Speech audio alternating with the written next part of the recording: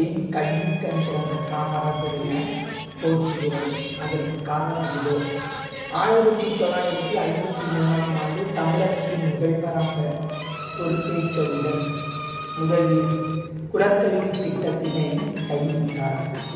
மூடப்பட்டிருந்த 6000 பள்ளிகளை திறந்தது மட்டுமில்லாமல் 17,000க்கும் மேற்பட்ட புதிய பள்ளிகளை திறந்தார். அப்பள்ளிகளில் குழந்தைகள் கல்வி கற்பதற்காக இலவச மதிய உணவு திட்டம், இலவச புத்தக திட்டம், சீருடை திட்டம் போன்ற திட்டங்களை வகுத்தார்.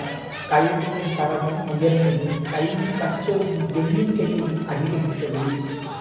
ஆங்கிலேயர்களுடைய ஆட்சி காலத்தில் 7% இருந்த கல்வி தரத்தை 37% உயர்த்தி காட்டினார்.